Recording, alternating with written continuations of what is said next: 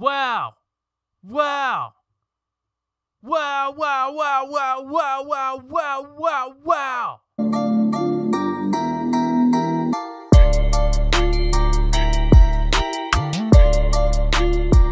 What is up, guys? DJ Swooped here, running back, home of the most brutally honest Philly sports takes on YouTube. Some people don't like it, but it's because some people don't like the truth. Hit the like button if you like the truth. Hit the dislike button if you like lying to yourself. Hit the subscribe button if you're new to the channel. Hit the notification bell so you never miss any of my videos. Let's get into this. The Philadelphia 76ers have reached an agreement with Doc Rivers to coach the Philadelphia 76ers basketball team. Wow. Wow. I mean, wow.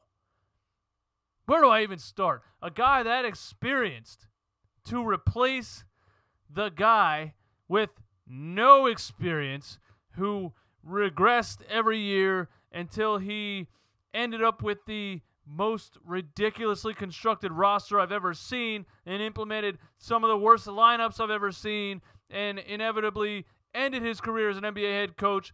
That is Brett Brown, who was, by the way, not in any rumors or any talks of being interviewed by anyone. Okay, Brett Brown lovers out there, there's still like one or two. I'm going to give you a shout out. Jamal Edwards. He's still out there. He's still supporting Brett Brown. He's not giving up. No NBA team interviewed Brett Brown because he stinks. He stinks as an NBA head coach. Let's call it what it is. The guy is soft. But anyway, moving on. The Clippers fired Doc Rivers after they trade everything for the next 7 years to bring Paul George in to put him with Kawhi Leonard. They thought, we have two superstars. We will be unbeatable. Nobody will beat us. And they lost to the Denver Nuggets. They were up 3-1. And they lost to the Denver Nuggets, and that's probably why Doc Rivers got fired. It is not the first time that he's got beaten in a playoff series up 3-1. One of the negatives about him that people bring up about his coaching history. But I just want to start with this. I'm impressed with the Sixers ownership group here. I am impressed with Josh Harris and what's his name, Blitzer, whoever, David Blitzer, I don't remember. I'm impressed with these guys because Doc Rivers got fired on Monday, and they said, yo, fire up the jet. We got a guy who's been in the league for 21 seasons, who has an NBA championship, who has a reputation around the league, who is respected by NBA players across the board. If you said one of the main issues with Brett Brown is that he was too soft, he was too nice, he didn't hold players accountable, he didn't get in players' faces, he didn't demand respect. These young, pampered diva players and Ben Simmons and Joel Embiid walked all over him and didn't take him seriously and didn't do anything he said. If you said that was one of the main issues with Brett Brown coaching the Sixers, then your goal after he is fired would be to go get the opposite. A guy who has head coaching experience, a guy who has won an NBA championship in the past, and a guy who is respected. I think this is perfect for Joel Embiid and Ben Simmons. This is a guy who you can tell just by watching him on the sidelines his whole career, watching him get red in the face, yell at players, yell at referees. This is a guy who ain't about the bullshit. That's what these young guys need. A guy who ain't about the bullshit. I don't care who you are. I don't care when you were drafted. I don't care if you're touted as the next LeBron James. Show me. Show me. I'm excited to watch what Doc Rivers can do with these players. There's a lot to get into here because the coaching issue was only one issue with the Sixers team. There's a lot to get into, but listen, they reached an agreement on a 5-year deal. The Sixers flew him out to Philly. He met with them. He watched Game 1 of the NBA Finals where the Heat lost by 1,742 points to the Lakers. They watched that game together, and they offered him a deal, and he took it. Now, a coach this experienced is not normally a free agent. You know, he could be on the level of a Greg Popovich if you want to talk about the longevity, the length, the amount of time he's been coaching in the NBA, and his respect level is, I would say, that of a Greg Popovich. Now, he's not as winning as Greg Popovich. Greg Popovich didn't blow several 3-1 leads in the playoffs, but those things have a lot to do with the players on your team. You understand? They just do. The coach can only coach as far as he can coach. When it comes down to the playoffs and you're up 3-1, and Paul George is out here shitting the bed, Kawhi Leonard's out here shitting the bed, now your two superstars who you traded everything for, folded, and gave up a 3-1 lead. I don't know if I could put that on the coach. People used to say the same about Brett Brown. It's the players. There's things I saw with those players, to me, like leading the league in turnovers every year, one small example, that told me there's issues with the coach. Doc Rivers, blowing 3-1 leads, I don't know if it's his fault. I don't know. He was with the Clippers for 7 seasons. He was .356 and .208, and he blew the 3-1 playoff leads. We all know that. And that's subsequently why the Clippers fired him. I mean, it's a little bit irrational to me to bring two superstars in, have this weird NBA restart. You know, you didn't really get time for any players around these guys to get used to them. You just thought it was like pickup basketball. I have the better players. I'm going to win the championship. And you didn't even get to the finals. Maybe these players didn't have enough time to get everything ready. You know, Paul George was injured, not injured. Kawhi Leonard resting or injured or not injured. How many games did they actually play together? And then you get to the playoffs and they blow a 3-1 lead. So there's a lot of different things that could be the reason for that happening. You would have thought the Clippers would have given a guy that's been coaching for 21 years another season with these guys. But they fired him. The Sixers swooped in and hired him. And I'm impressed with Josh Harris and these guys because other teams wanted him. You know, the Houston Rockets wanted him. Plenty of teams wanted him. For the Sixers to pull this off, I didn't even think that was possible. There's a reason I didn't think it was possible. I didn't think he was going to take the job. I did not think he was going to take the job. Look at this ass-backwards roster. I didn't think he was going to take the job. Now, it may be the youth of Joel Embiid and Ben Simmons. It may be he looks at them and says, hey, you know what? I'm a guy that's done this a lot. I've been around. I've been on Orlando Magic, Boston Celtics, LA Clippers. I won championship with the Boston Celtics. I know how to mold guys. You know, he had 19-year-old Rajon Rondo playing in the NBA Finals. Doc Rivers did that. He did that. Brett Brown can't even get his draft picks on the floor. Doc Rivers did that. I'm going to give him credit for that. And I'm going to say that I'm excited to see what he can do with these guys. I think maybe he looked at this roster and said, yeah, a lot of things need to change. You know, I don't know who the decided to give Al Horford a $109 million contract and try to stuff him next to Joel Embiid and Ben Simmons, who need space in the first place. I don't know who decided that.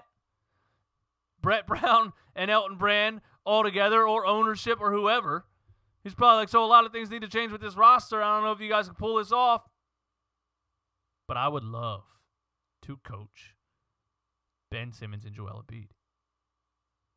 And I just think his voice and the way he talks to players and the fact that he's respected, I think he can really get through to a Ben Simmons. I think he can really sit down with Ben Simmons, look him in the eye, which I don't think Brett Brown ever did. Look him in the eye and say, listen, Ben, you're going to be a fringe all-star your entire career if you don't start shooting the ball. If you don't start shooting the ball, if you don't get rid of this fear of shooting, you're never going to reach your maximum potential. You could take over the league. You could be an MVP caliber player. You just need to get over this fear of shooting the ball. I think Doc Rivers can sit down, look Ben Simmons in the eye and get that message across. Because he's been in the league for 21 years. He's done it with so many players, Hall of Famers. You understand? I don't think he has any issue sitting down with a 24-year-old, setting him straight. For some reason, Brett Brown played the nice guy, friendly role his whole tenure, and it didn't work out for him. Players ran all over him. Can he make Ben Simmons shoot the ball? I don't know. Ben Simmons' level of arrogance when it comes to listening to coaches is, who knows, but he's only ever had Brett Brown. So maybe he will react differently to a respected voice like a Doc Rivers. There's some questions on how will he use Ben Simmons. Because, Brett Brown wanted Ben Simmons to be a point guard. And then this past season, he put him more in a power forward role and put Shake Milton at point guard. They drafted Markelle Fultz, thinking he would be that combo point guard that could play on and off of Ben Simmons. Trey Burke played on and off of Ben Simmons a couple times. I had success, and Brett Brown benched him the rest of his Sixers career. I think Doc Rivers probably would have utilized Trey Burke in the combining him with Ben Simmons in the backcourt a lot better than Brett Brown did. He wouldn't have cut the guy. He wouldn't have cut James Ennis either. He wouldn't have cut your two best bench players to try to play with Furkan Korkmaz and Hal Neto the rest of the season. I just think Doc Rivers' experience, building good teams, roster constructions, lineups, all of these things, I think he will do a much better job than Brett Brown did.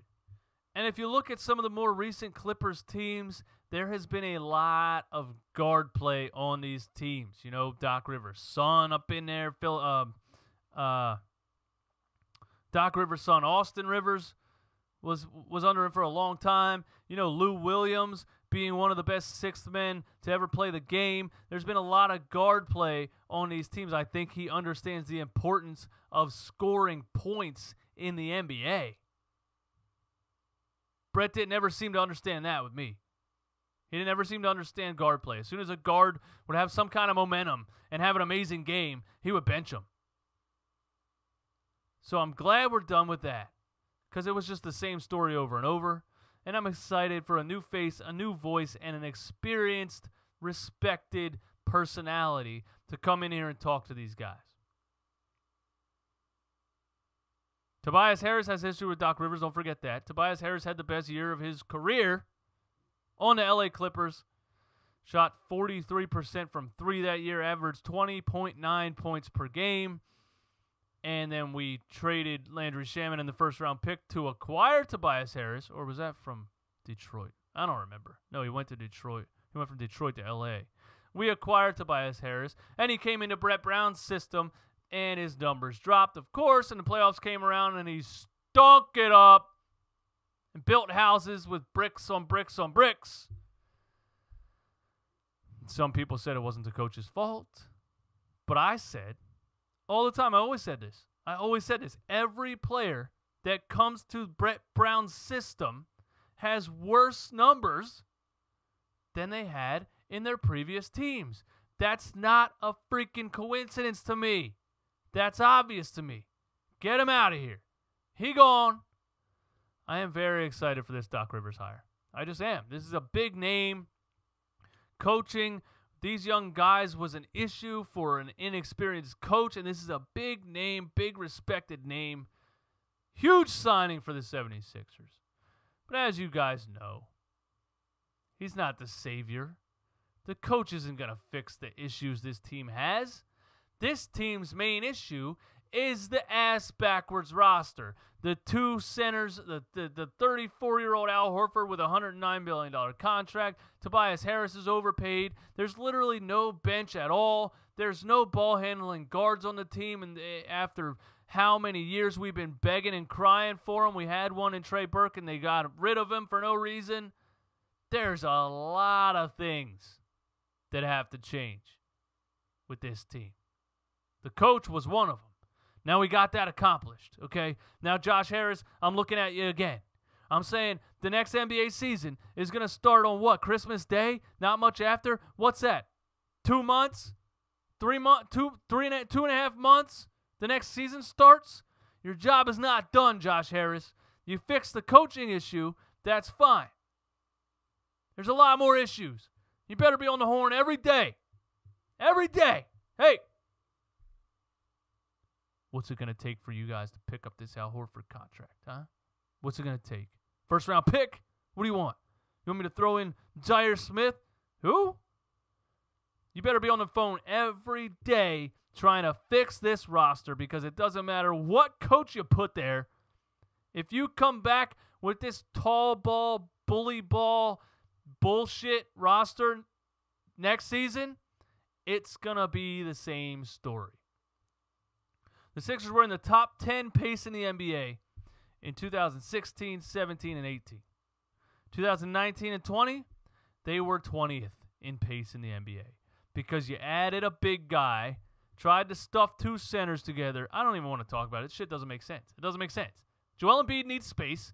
Ben Simmons needs space. You don't add another center. It doesn't make sense. So I think Doc Rivers is probably going to be pretty vocal about that. Hey, guys, first order business here. This shit doesn't make sense. You got to fix this.